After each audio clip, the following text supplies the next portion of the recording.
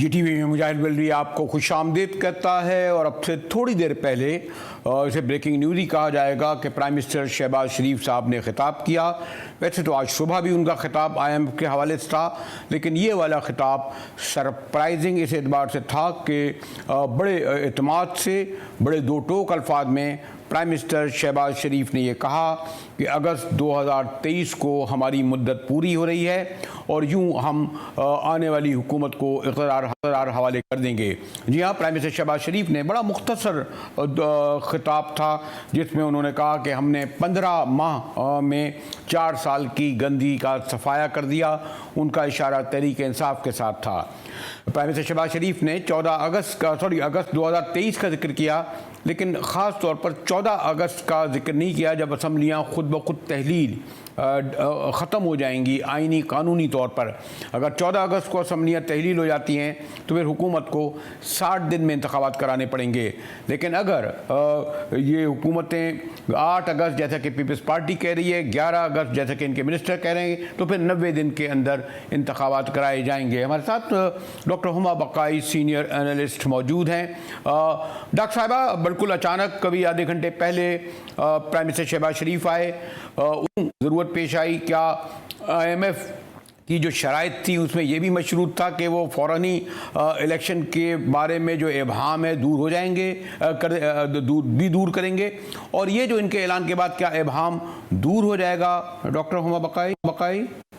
देखिए, शहबाज शरीफ साहब ने न सिर्फ ये कोशिश की इस खिताब में कि इबहाम दूर हो जिसका आप जिक्र कर रहे हैं, लेकिन उससे ज़्यादा उन्होंने कोशिश ये की कि उन्होंने इस पे पॉलिटिकली कैपिटलाइज करने की कोशिश की है। इलेक्शंस में जाना अब नागुज़ीर है। दिनों 1 हफ्ते की फ़र्क की बात है, 1 हफ्ते के फ़र्क से हो जाएगा। 90 दिन हो या 60 दिन हो, बात ज़रूरी ये है कि इलेक्शंस होंगे और किन TORs के तहत होंगे। और जो सबसे ज़्यादा एलिफेंट इन द रूम है वो ये कि PTI इमरान खान का क्या स्टेटस होगा। फॉरवर्ड ग्रुप की कुछ आपने कामयाबी देखी, गिलगित बल्तिस्तान में इस्तेकाम पार्टी की आवाज़ गूंजी, लेकिन इनमें से कोई भी चीज़ जड़ नहीं पकड़ रही है। और आप देखिए कि जितनी भी चीज़ें ये लोग लाए हैं PTI IK के खिलाफ, वो चीज़ें टेक ऑफ नहीं कर पाई हैं। The latest was the Israeli statement पे हम सबको थोड़ी नाराज़गी थी। It is the pot calling cattle black, but interestingly internally उसे फिर सिर्फ इमरान खान को टारगेट करने के लिए और सिचुएशन को पॉलिटिसाइज करने के लिए इस्तेमाल किया गया। इलेक्शन होना ना होना अहम नहीं है मुजाहिद साहब। सवाल ये है कि जो इलेक्शन होंगे उसमें पार्टिसिपेशन कैसे नहीं है। तो अच्छा, मैं एक बड़ा सॉरी टू से मैं थोड़ा सा आपके माजरत के साथ इंटरप्ट कर लूँ, या आपका ये कहना कि सर होंगे या ना होंगे ये तो एक बहुत बड़ा सवाल है, लेकिन 2 बातें लोग ये कहते हैं। एक तो खैर वो 11 अगस्त या 18 अगस्त, और वो ये कि मियाँ नवाज शरीफ जिस तरह सरगर्म अमल हैं, कहा यह जाता है कि उनके आने के बाद ही इलेक्शन की हम जमानत दे सकते हैं। और फिर उसकी वजह ये कहते हैं कि क्योंकि ये मौजूदा चीफ जस्टिस सितंबर तक रहेंगे, और सितंबर तक यानी अगर वो आए तो मियाँ साहब को आईनी कानूनी तौर पर सजा याफ्ता है, जेल होगी। तो कुछ ये भी इसलिए इबहाम है कि 14 अगस्त को अगर असम्बलियाँ तहलील हो गई या 11 अगस्त को, कि मियाँ साहब की वापसी को आप नहीं समझती। और दूसरा, यकीनन वो दूसरी बात जिसका आपने इशारा किया कि एक पार्टी के हाथ पैर बांध कर हज़ारों कारकुनों को जेलों में रख कर जो इलेक्शन होंगे तो उसकी शफाफियत पर, जैसे यूरोपीय यूनियन ने भी सवाल उठाया नहीं जाएगा। देखिए, यूरोपियन यूनियन ने आने से इनकार किया है, और जहाँ तक नवाज शरीफ साहब की वापसी का मुद्दा है, उसको हकीकत में तब्दील करने के लिए हर कोशिश की गई। अगर मैं आपको और नाजरीन को याद दिला दूं तो जैसे ही इनकी हुकूमत आई थी और जैसे ही शहबाज शरीफ साहब प्राइम मिनिस्टर बने थे, पासपोर्ट इशू हुए थे और बहुत शोर था कि नवाज शरीफ साहब तशरीफ ले आएंगे। आज हर टीवी चैनल पर हर एंकर, हर PMLN के बंदे से ये सवाल पूछता है कि वो कब तशरीफ लाएंगे। लेकिन सवाल ये है कि क्या इस हद तक, नहज तक चीज़ें पहुंच गई हैं कि वो तशरीफ लाएं और फिर सूरत हाल स्मूथ हो जाए, और क्या वो दरारें इस वक्त जो आप पीपल्स पार्टी और PMLN के दरमियान देख रहे हैं, बावजूद इसके कि कोशिश की जाती है कि उसकी बहुत ज़्यादा अक्कासी ना हो, वो कोई इम्पेडिमेंट नहीं बनेगा। सवाल फिर तख्ते पंजाब का है, सवाल फिर यही है कि प्रेसिडेंट हाउस। लेकिन उससे भी ज़्यादा अहम डॉक्टर हुमा बकाई ये नहीं कि बहरहाल आईनी कानूनी तौर पर ये मशरूत है कि जो निगरां हुकूमतें बनेंगी इस्लामाबाद में या चारों सूबों में, उसमें लीडर ऑफ दी अपोजिशन का होना ज़रूरी है। अब जैसे कराची में अगर आप एक MKM जिसकी एक का लीडर ऑफ दी अपोजिशन बनाना, उनकी मुशावरत से लाना मसनूई होगा। पंजाब में भी ऐसे ही होगा, KP में भी ऐसा होगा। बलिस्तान छोड़ दें, फिर इस्लामाबाद में क्या 16 सीटों वाले राजा रियाज जो है वो तय करेंगे होगा। तो आप नहीं समझेंगे कि उसी वक्त बहुत सारे सवाल उठेंगे जो केयर टेकर वफाक और सूबों में लाए जाएंगे। सवाल तो मुजाहिद साहब, सवाल तो पिछले 2 सालों से उठ रहे हैं, और कौन से सवाल का आपको जवाब मिला, और कब आईनी तरामीम या सुप्रीम कोर्ट के ऑर्डर्स पे अमल हुआ? ये तो एक मंशा मर्जी है कुछ इलीट की हुकूमत पर, जिसकी रियासत पर, जो फैसले करती है कि किस तौर के फैसले आएंगे, किस तौर पे उन फैसलों को इंटरप्रिटेट किया जाएगा, या उन फैसलों को कम्प्लीटली नज़रअंदाज करके अपना एजेंडा परसू किया जाएगा। क्या ये सवाल आप आज उठ रहे हैं या आज उठेंगे? ये सवाल तो पिछले 2 साल से आपको अगर मैं कंक्लूडिंग ये पूछूं डॉक्टर साहिबा कि क्या अब ये जो एक तो खुद अभी तक ये अभी आप देखा कि मज़ीद कशीदगी आ रहा है कि PDM की मौत हो चुकी है, PDM टूट फूट का शिकार है, दुबई मुलाकात में भी कुछ तय नहीं हुआ। क्या इस वक्त जो प्राइम मिनिस्टर शहबाज शरीफ बैठे हैं या हुकूमती इत्तेहादी, वो तमाम रुकावटें, वो तमाम गंद उनके कहने के मुताबिक साफ कर चुके हैं कि वो इलेक्शन लड़ेंगे, और इलेक्शन लड़ने की सूरत में वो इस बात के लिए भी तैयार हैं कि अगर उनको वो नहीं जीत सके तो उसको भी कबूल करेंगे? देखिए, मैं शहबाज शरीफ साहब को इस बात का तो क्रेडिट जरूर दूंगी कि इसाक डार साहब हैड कम्प्लीटली फेल्ड। वो IMF की डील पुल नहीं कर सके थे। इसी तरह PTI की हुकूमत हैड कम्प्लीटली फेल्ड, वो IMF की डील नहीं पुल कर पाई थी। बहरहाल जैसे भी शहबाज शरीफ साहब ने मुल्क के लिए ये चीज़ पुल ऑफ की है, और इसी चीज़ की पुलिंग ऑफ को वो आज कैपिटलाइज करने के लिए उन्होंने अवाम से खिताब किया है। लेकिन क्या पाकिस्तान का इकोनॉमिक क्राइसिस या जो तलवार हमारे सरों पे लटकी हुई है वो हट गई है या टल गया है मसला? ऐसा नहीं है जी। एक ट्रांश रिलीज हो रही है और कंडीशनड है दोनों ट्रांशेस रिलीज होने को। जैसे भी इलेक्शंस होंगे, अगर होंगे, और जो भी हुकूमत आएगी, उसके लिए पाकिस्तान को माशी तौर पर फार रखना मुस्तकिल तौर पर एक इंतहाई मुश्किल चैलेंज है, और मुझे नहीं लगता कि सब कोई भी हुकूमत है जो उसके लिए तैयार है। अगर मैं आखिर में बिल्कुल आखिर में आपसे पूछूं ये कि डॉक्टर साहिबा आपका भी पिछले 2 दहाई से फॉलो कर रही हैं, इस तरह हम जैसे लोग भी शामिल हैं, लेकिन क्या आपको अब 100% किसी को क्यों यकीन नहीं आता कि वाकई 14 अगस्त को असम्बलियों की तहलील होने के बाद निगरां हुकूमतें 90 दिन में इलेक्शन कराएंगी? क्योंकि लोग कहते हैं नहीं, कोई इंटरम सेटअप की तैयारी हो रही है जो 6 माह नहीं 1 साल रहेगा, उसकी वजूह भी वो बता देंगे कि फ़ौजी अदालतों में मुकदमात चल रहे हैं, फ़ौजी तनसीबात पर हमला करने वालों को अभी सज़ा नहीं हुई है, मईशत नहीं समझी। नजरिए ज़रूरत शरीफुद्दीन पीरजादा की रूह अभी तक मौजूद है, नजरिए ज़रूरत को लाना मुश्किल बात भी नहीं है। मुश्किल तो कुछ भी नहीं है मुजाहिद। आप भी आए, मैं भी आए, यहाँ हूँ, ऐसा कुछ होगा तो फिर बात कर लेंगे। इस वक्त थोड़ी सी पाकिस्तान को सांस आया है, थोड़ी सी माशी उम्मीद मिली है, और हम उम्मीद करते हैं बहैसियत अवाम कि ये जो हमारे सियासतदान हैं ये अपनी सियासी बका और अपनी कुर्सियों के आगे सोचकर मेरे और आपके लिए कोई बेहतर फैसला कर लेंगे। शुक्रिया डॉक्टर हुमा बकाई। डॉक्टर हुमा बकाई से जो मैं चाह रहा था, लेकिन गालिबन डॉक्टर साहिबा और वो तमाम जो दानिश्वरी एकेडमिकली इंडिपेंडेंटली मुल्क की सूरत हाल देख रहे हैं, तो उनके जहन में अभी भी बहुत सारे इबहाम हैं। गो के हुकूमती इत्तेहादियों की जानिब से, प्राइम मिनिस्टर की जानिब से तौर से ये कहा जा रहा है कि असम्बलियाँ वक्त पर डिज़ोल्व भी होंगी, इलेक्शन भी अक्टूबर या नवंबर में होंगे। ब्रेक के बाद आएंगे तो मौजू ज़रा सा मुख्तलिफ है, और वो इस एतबार से कि कराची, हमारा बदतरीन शहर कराची, जिसको रोशनियों का शहर कहा जाता था, जिसकी सड़कें धुल रही थीं, उसे एक बहुत ही मोतबर इदारे ने दुनिया के 5 बदतरीन, जी हाँ, बदतरीन शहरी सहूलतों से महरूम शहरों में गिना है। हमारे साथ रहिएगा, ब्रेक के बाद नजर से।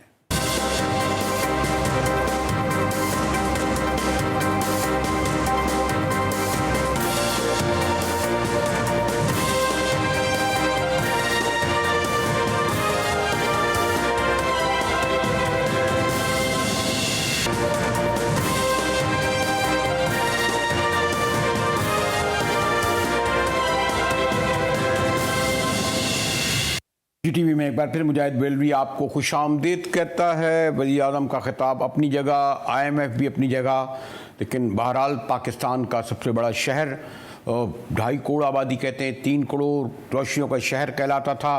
एक ज़माने में यहाँ की सड़कें धुला करती थीं, ट्राम चलती थी, ट्रांसपोर्ट का सिस्टम भी ठीक था। आबादी का कहाँ की जानिब से 3 करोड़ की आबादी हो गई, शहरियों से महरूम। इकोनॉमिस्ट जो इंटेलिजेंस यूनिट लंदन जो एक मोतबर इदारा है, उसकी इन्वेस्टिगेशन के मुताबिक कराची दुनिया के बदतरीन शहरी सहूलतों से महरूम शहर है।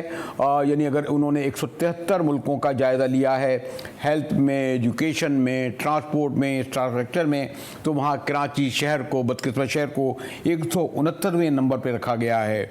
फिर ये ऐसा नहीं है कि इस साल रखा गया है, 2020 में जो रिपोर्ट शायद हुई है उसमें 2019 की रिपोर्ट के मुताबिक भी कराची 140 में से 137वां उसका नंबर था। उसके असबाब जो बड़े बड़े बताए जाते हैं उसमें ये बिजली से महरूमी, पानी, गैस, सेहत, सेवरेज, ट्रांसपोर्ट, गंदगी के ढेर, इन चीज़ों ने कराची को बदतरीन शहर बनाया गया है। और अभी कुछ दिन पहले आया था कि कराची के शहरी सबसे ज़्यादा टैक्स देते हैं, उसके बावजूद बुनियादी सेवाओं से महरूम हैं। अफसोसनाक अमर है कि कराची को, आपको इल्म है कि दुनिया के किन बदकिस्मत मुल्कों के शहरों में रखा गया है। यानी हमारे साथ लागोस, शायद नाम भी नहीं सुना हो, तराबलस, अलजायर, दमास्कस जैसे शहरों में की सफ़ में कराची शहर को बानिए पाकिस्तान जहाँ दफन है, जहाँ आप, मैं कहने का रोशनियों का शहर है, ताजरों के एतबार से कहते हैं, ट्रेड के एतबार से भी तिजारत यहाँ पर एक्सपोर्ट सबसे ज़्यादा होती है, उस शहर के बारे में ये रिपोर्ट बहुत बड़ा सवालिया निशान है, जिसका जवाब सूबाई, वफाकी और शहर की हुकूमत को देना होगा। हमारे साथ फ़हीम उज़्ज़मा जो बड़ी गहरी नज़र रखते हैं और एडमिनिस्ट्रेटर कराची भी रहे हैं, उनको मैंने ज़हमत दी है। शुक्रिया फ़हीम, आपको से अमूमन मैं कराची के हवाले से गुफ्तगू करता रहता हूँ। ये जो रिपोर्ट आई है, आपके ख्याल में 169 मुल्कों में या 140 मुल्कों में 5वां रियायत करना कोई प्रेजुडिस यानी तासुब पर मबनी तो नहीं? ना, कोई तासुब नहीं खेला है, बिल्कुल सही है। अच्छा, कंप्लीटली एग्री विद दैट। तो अगर मैं फिर आपसे ये पूछूं कि वो कौन से इंडिकेटर होते हैं, यानी जो उन्होंने बड़े बड़े रखे होंगे ना, जो जिनकी सबब मैं देख रहा था कि मुख्तलिफ पॉइंट दिए हैं, जिसके सबब कराची को दुनिया के इतने 150 से ज़्यादा मुल्कों के शहरों में बदतरीन शहर करार दिया गया है। फ़हीम उज़्ज़मा,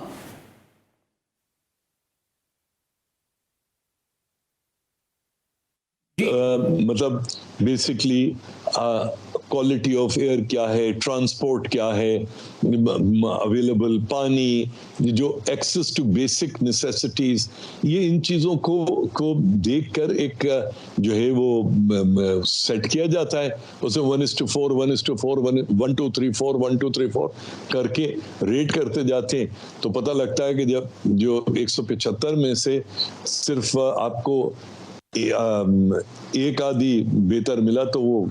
और अब देखिए, we are talking about mega cities. हम छोटे छोटे नन्हे मुन्ने बच्चे शहरों की बात नहीं कर रहे हैं। हम कराची का तकाबला जो है, मुकाबला हैदराबाद से या सिब्बी से, या आप कह लीजिए किसी छोटे से चाइनीज शहर से या कोरियन शहर से या यूएई के शहर से या अमेरिका के शहर से नहीं कर रहे। आप दुनिया के जो बड़े 175 शहर हैं उनमें से जब आप देखते हैं तो आपको नजर आता है कि सबसे बदनसीब अच्छा, अब लाज़िम है 175 में से अगर पांच में अगर आ गए तो इतनी तो बहुत वो नहीं है ना, परसेप्शंस का भी मसला है कुछ छोटा मोटा, तो प्रोबेबली 2-3 में ही होंगे, 5 में शायद हम ना। फ़हीम, फिर ये भी सवाल होता है मुझे, जो कराची गालिबन सबसे ज़्यादा टैक्स देता है, यकीनन वो प्रोविंशियल गवर्नमेंट को मिलता होगा, NFC अवार्ड के तहत हमें मिलता है। 18वीं तरमीम के बाद तो सेहत और एजुकेशन गालिबन, अभी जो मैं देख रहा था कि एलोकेट कोई एजुकेशन के लिए कोई 340 अरब रुपए किए गए हैं, हेल्थ के लिए भी गालिबन तकमोवेश इतने ही पैसे रखे गए हैं। तो ये जो करोड़ों रुपए हैं फिर और दीगर इदारों से जो आते हैं वो फिर कहाँ लगे? 2019 से लेकर अगर 4 साल पिछले देख लें, इनमें जो करोड़ों रुपए या बल्कि अरबों सॉरी टू से आए, तो वो कहाँ गए, कहाँ लगे फ़हीमुज़्ज़मा? जी देखिए, मैं आपको एक मिसाल देता हूँ। एक तो पैसा, देखिए पीपल्स पार्टी की हुकूमत है, तमाम जिंदगी पीपल्स पार्टी के साथ रहे, ठीक है, मगर कुछ चीजें बहरहाल जो सियासी वाबस्तियों से और उनसे ज्यादा बड़ी होती हैं, वो है आपके लोगों के साथ, अवामुन नास के साथ आपका रिश्ता। देखिए, एक तो बेइंतहा इस सिस्टम में करप्शन है, बेइंतहा करप्शन है। एक तो हुई करप्शन, दूसरा जो है बेइंतहा निकम्मापन है। मैं आपको एक मिसाल देता हूं। तकरीबन 2 साल पहले यूनिवर्सिटी रोड, अगर आपको याद हो, तकरीबन उसका जो इनिशियल बजट था 97 करोड़ था। कोई 1 अरब से ज्यादा में यूनिवर्सिटी रोड तैयार की गई। उसके बाद अगली बारिशों में कोई 24 जगह से वो टूट भी गई, और अब रहती सहती इस दफा वो green line, blue line, yellow line के चक्कर में उसको दोबारा से उखाड़ भी दिया गया। तो वो तो सबके सामने है। इसी तरह से कचरे को उठाने का है। आप लोग आदी हो गए, हम रहने वाले आदी हो गए। मैं अभी 8-10 दिन कराची में नहीं था, और मैं इस्लामाबाद में, स्कर्दू में, शिगर में था। आप यकीन कीजिए, वापस आके मैं लाहौर से तो कराची का मुकाबला ही नहीं करता, ठीक है, मगर इवन शिगर, स्कर्दू और इन एरिया से कराची आके ऐसा लगता है जैसे चारों तरफ कोई बाउंड आउट सिटी हो। आप डीएचए में देख लीजिए, आप अच्छा देखिए, पब्लिक ट्रांसपोर्ट एग्जिस्ट नहीं करती। आप 4 बसें चला के तालियां बजाते। 1998 में कराची का टोटल जो पॉपुलेशन थी वो तकरीबन 1 करोड़ थी। उस वक्त 28,000 रजिस्टर्ड बसें थी।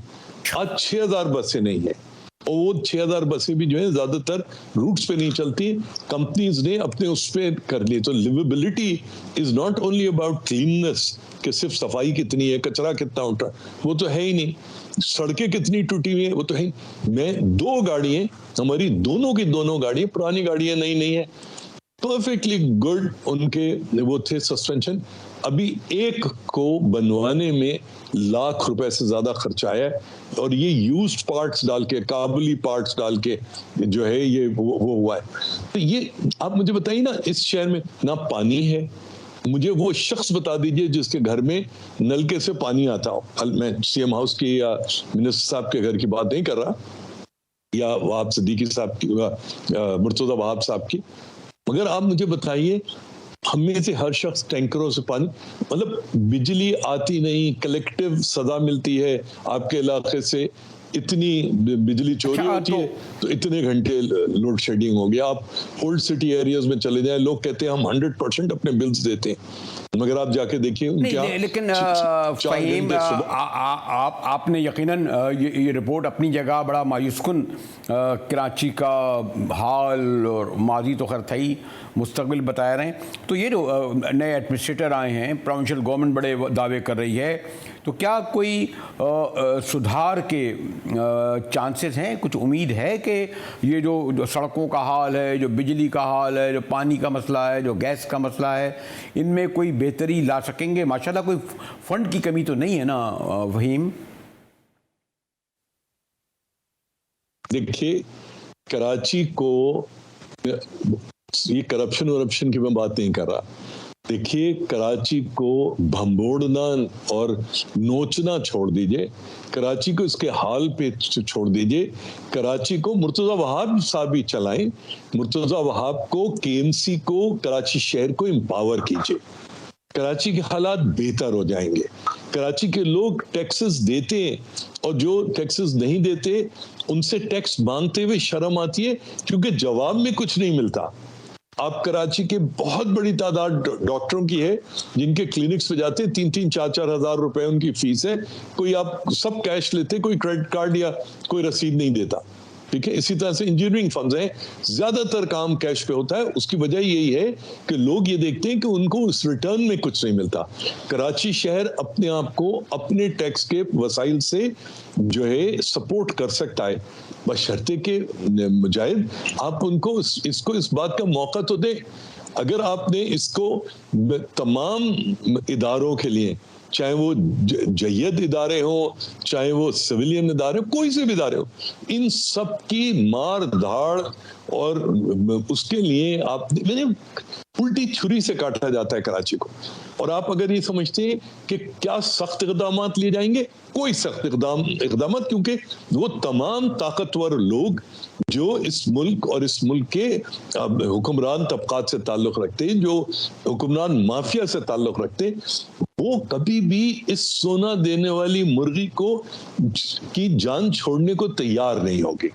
ये तो कोई जैसे चौधरी इफ्तिखार ने जो 2064 था केस, जिसके अंदर कहा कि भाई कराची शहर की ज़मीन जो है, जो उसको म्युनिसिपल उसमें लेकर आइए, एक म्युनिसिपल वो बनाइए, कोई सुप्रीम कोर्ट का कहीं से कोई आ जाए, वरना इस मुल्क के जो हुक्मरान तबकात हैं वो कभी भी कराची को, उनको बेचारों का कराची के अवाम से तो कोई ताल्लुक ही नहीं है ना, उनका तो ताल्लुक है कराची के पोटेंशियल से। उस पोटेंशियल को वो सरेंडर नहीं करेंगे, वो मेरी और आपकी ख्वाहिश पे नहीं हो सकती।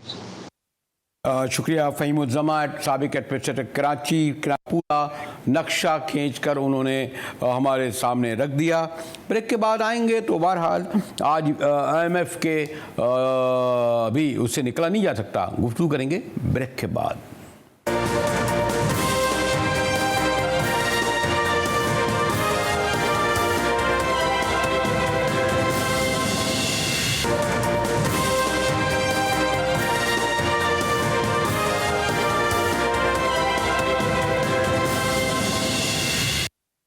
GTV में एक बार फिर मुजाहिद वली आपको खुशामदीद कहता है। और अफसोस ही होता है कि IMF के 1.3 अरब डॉलर की वसूली पर तवातुर से हमारे प्राइम मिनिस्टर साहब, उनकी हुकूमत के तमाम इत्तेहादी निदामत का इज़हार कर रहे हैं, शर्मिंदगी का इज़हार कर रहे हैं। भिखारी ख़ुद को कह के पता नहीं फ़ख्र से तो कह नहीं कह रहे होंगे, शर्मिंदगी से ही कह रहे होंगे।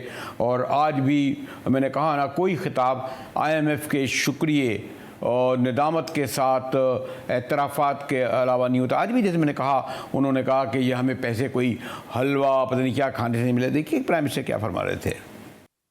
अब सब सॉरी टू से ये उनको दाद दी जाए, क्या कहा जाए। हमारे साथ खाकान नजीब साहब हैं, उन्हीं से पूछते हैं। मुमताज़ माहिर माईशत हैं जी, बड़ी निदामत का इज़हार होता है।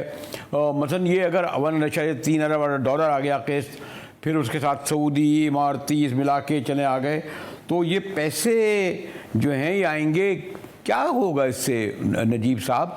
गुर्बत में कमी होगी या अशराफिया के यानी ज़रूरतें पूरी होंगी? बरेलवी साहब, एक तो बात यह है कि पाकिस्तान को इस वक्त जब हम IMF के पास गए हैं, मैंने कई दफ़ा ये बात कही है, अगर आप मेरे पिछले कितने भी इंटरव्यूज़ देख लें, अपने साथ भी देख लें, तो I have been very consistent कि IMF से कोई राह फरार नहीं है, अब भी नहीं है, अगले 6 माह में भी नहीं है। और मैं ये भी कह रहा हूँ आपको कि अगले साल जब दोबारा हम गुफ्तगू करेंगे तो मैं आपको एक एक्सप्लेन करूंगा कि आप IMF के साथ कैसे चलना है। अब आप कहेंगे कि इसका मतलब है कि IMF से तो हम अलहदा ही नहीं हो सकते। आई मीन ये नहीं हो सकते, ये भी बात जो है अपनी जगह दुरुस्त है। ये ऐसा क्यों है? अब आप जरा समझिए कि पाकिस्तान ने अगले साल 23 अरब डॉलर वापस करने हैं, इसमें से 10 अरब डॉलर जो है ना, वो तो मतलब हमें बिल्कुल वापस करने हैं। उसको हम ये भी नहीं कह सकते यार कि इसको अगले साल ले लेना, वो वापस जाने हैं। अगर वो वापस जाने हैं तो वो पैसे आपको नए किसी ने देने हैं, मल्टीलैटरल्स ने, बायलैटरल्स ने, कमर्शियल लोन्स ने, वो पैसे आपको कोई देने को तैयार नहीं था। अब इसको देखिए आप कि सऊदी अरेबिया से आप कितने अरसे से सुन रहे हैं कि 2 अरब डॉलर आ रहा है। मतलब मुझे सुनते हुए कम से कम पिछले अगस्त सितंबर से मैं ये बात सुन रहा हूँ। बट मैं हमेशा कहता था कि मैंने चूंकि उनके वजीर खजाना को सुना है बाहर, ये IMF से टाइड है, ये वैसे फ्री मनी नहीं आना। जिस दिन स्टाफ लेवल एग्रीमेंट हुआ उसी दिन सऊदी अरेबिया के पैसे भी आ गए, 2 दिन बाद UAE के पैसे भी आ गए। अब आप ये देखिए कि ये कैसे हो गया, ये ऐसे हो गया कि सब ये चाहते हैं कि आपको कोई मॉनिटर करे। बात सारी जो है ना, असल वो ये है, कोई इस वक्त बिलीव नहीं कर रहा कि आप खुद ये काम सारे कर लेंगे जाके। आईएमएफ की जो अम्ब्रेला है वो लोग चाहते हैं कि आप उसमें रहें, क्योंकि एक इंटरनेशनल आर्किटेक्चर है, उसमें वो आईएमएफ रिफॉर्म बताता है आपको, उस रिफॉर्म्स को आप करें। खुद आप शायद ये कर नहीं पा रहे, अगर खुद कर पा रहे होते तो बरेलवी साहब, ये कितने अफसोस की बात है, 23 मरतबा मतलब 2 दफा कह रहा हूं, उस डॉक्टर के पास गए हैं जो कि आईसीयू का डॉक्टर है। तो जब घर जाते हैं तो ना एक्सरसाइज करते हैं बरेलवी साहब आप, ना आप खाना ठीक खाते हैं, ना आप सोते ठीक हैं, ना आपका टेम्परामेंट ठीक रहता है। तो आप लेकिन डॉक्टर साहब जिस डॉक्टर के पास गए उसने तो जनाब इतनी एहतियाती तदाबीर बताई हैं, कायदी मालियाती नज़म लाएँ तवानी के शोबे में, यानी मगर उसमें गैस बिजली आता है उनकी उसमें इस्लाहात लाएँ। उसके अलावा यानी मेरे ख्याल एक बड़ी लाइन है, और अगर हम इसको पूरा कर चुके होते तो आज इतने मकरूज क्यों होते। हमारा सर्कुलर डेब्ट जो है 2000 गालिबन 300 अरब डॉलर से ज़्यादा क्यों होता। तो ये हम कैसे शराइत पूरी कर देंगे 9 माह में, और शराइत पूरी नहीं करी तो फिर अगली किस्त कैसे मिलेगी।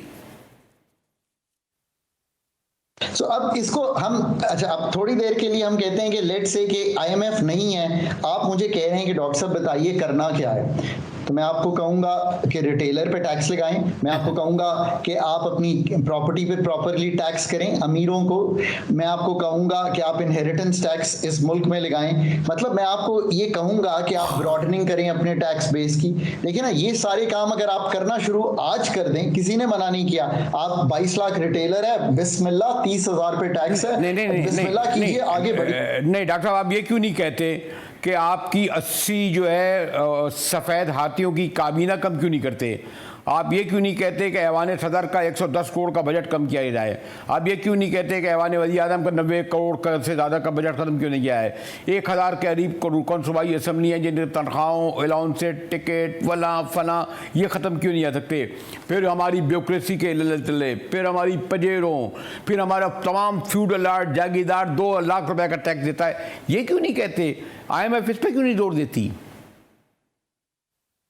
अब मैं इस पे आता हूं। सो एक तो ये रिफॉर्म है, अब दूसरा रिफॉर्म है आपका जिसकी आप बिल्कुल सही निशानदही कर रहे हैं कि एक हमारे एक्सपेंडिचर्स जो हैं वो बहुत बड़े हुए हैं। आईएमएफ ने आपसे 85 बिलियन रुपीस एक्सपेंडिचर्स में कम भी कराए हैं। सो आपको बिल्कुल मतलब इससे कलीदी रिफॉर्म करने हैं। पेंशन का एक बहुत बड़ा रिफॉर्म है, वो आपको करना है, कोई नहीं रोक रहा, आप कीजिए। हम पिछले कई सालों से ये कोशिश कर रहे हैं कि वो रिफॉर्म कर पाए, पर हम नहीं कर पा रहे। आपको कोई रोक नहीं रहा, आप पेंशन का रिफॉर्म कीजिए, इससे आपको एक बहुत बड़ी बजट में तकवीयत मिलेगी। फिर आप कॉन्स्टिट्यूशन को समझते हैं, 18वीं तरमीम के बाद आपने कहा कि ये सारे सब्जेक्ट्स जो हैं पंजाब में दे दें, सिंध में दे दें, बलोचिस्तान में दें, केपी में दें। वो क्या थे?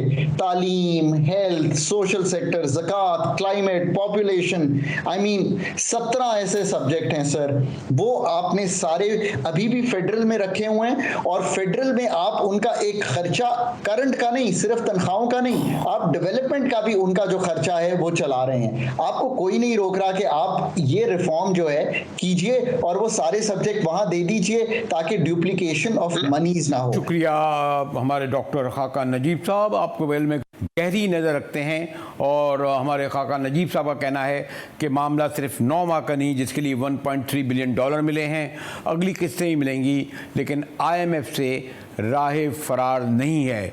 23 बार हम IMF जा चुके हैं, 24 बार जाएंगे, और इसी तरह नाक रगड़ रगड़ कर। इसके साथ ही GTV से मुजाहिद वली को इजाज़त दीजिए।